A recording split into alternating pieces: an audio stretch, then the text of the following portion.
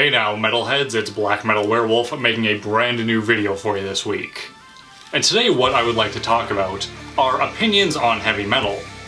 Now, obviously, I'm no stranger to giving my opinions on the subject. That's pretty much what this entire channel is based on.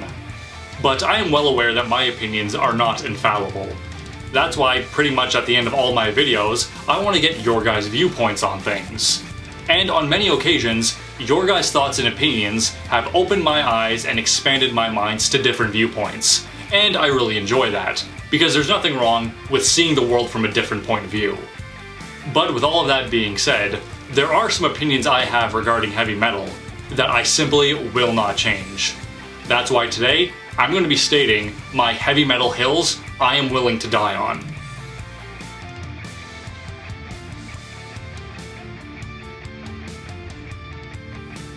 But before we get into it, don't forget to follow me on social media. You can find me on Facebook, Instagram, and Twitch. I'm going to be doing some live streams soon, so we'll be able to hang out, play some video games, talk, and just have a good time together. So I can't wait to see you guys over there. Also, don't forget to check out my paranormal podcast, The Lost Campfire, on Spotify, Apple Podcasts, and Google Podcasts. And if you have ever had your very own paranormal experience, you can send it to thelostcampfire@gmail.com today to possibly be featured in a future episode. I can't wait to hear what you guys have experienced and to share it with other paranormal enthusiasts. Finally, don't forget to like, subscribe, and to share this video. Little gestures like that go a long way in helping this channel grow. But now that all that stuff is out of the way, let's get down to the heavy metal hills I'm willing to die on. To start things out, I think all breakdowns are universally bad. It doesn't matter if it's coming from a band I idolize or from a band I hate.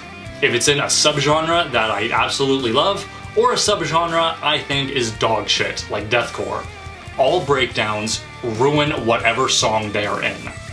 For example, I love the band Gwar.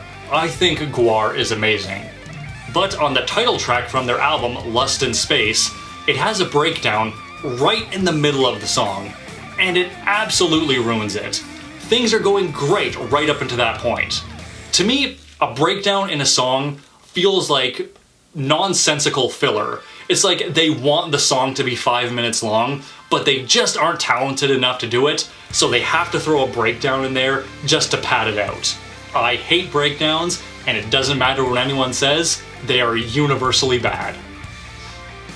The next opinion I will not budge on: I do not understand the point of live recorded albums, and I do not understand how anyone in their right mind can actually spend money on them.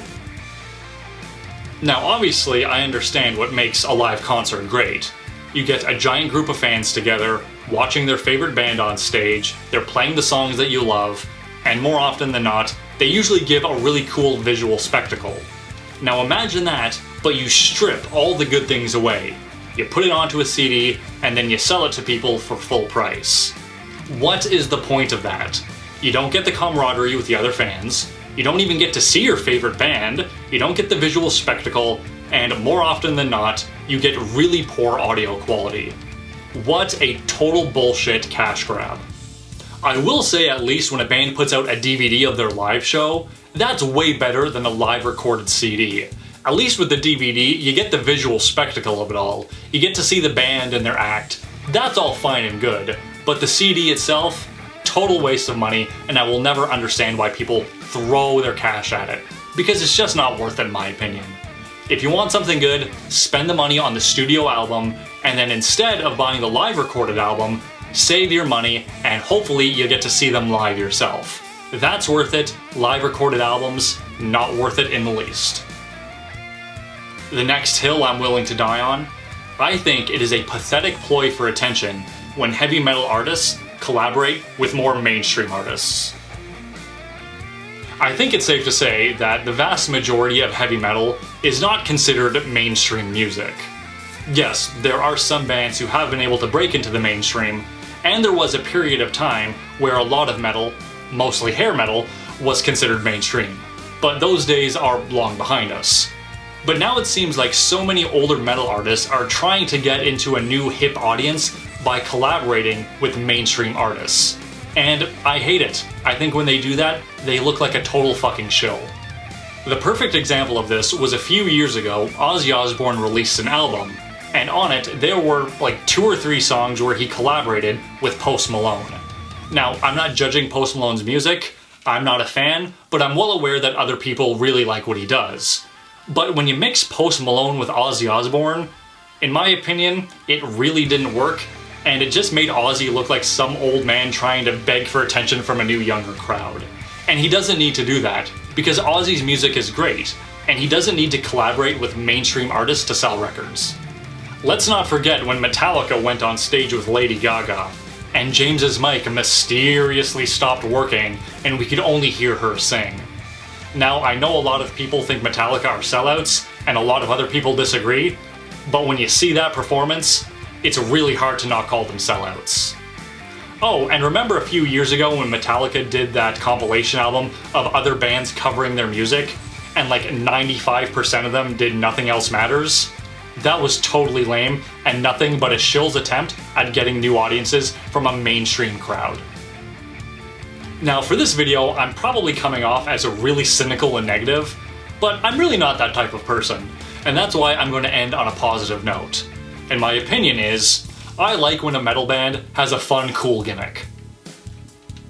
I know most people just view a gimmick as a cheap way to try to garner attention, but I personally love it. I like when bands do crazy, goofy, wacky things to try to get attention, as long as it's done somewhat tastefully. For example, Gwar.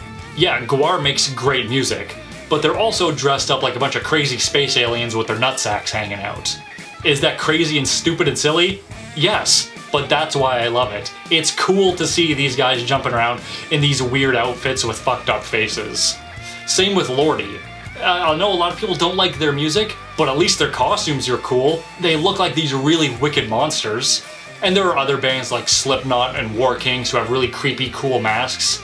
I like looking at that stuff. Yes, it's totally a gimmick, but I love it. And there are other bands who aren't as obvious with their gimmick. For example, Amon Amarth. The whole Viking thing is 100% a gimmick. But it's cool, that's why I love it so much. And there are a whole bunch of other bands that do it too.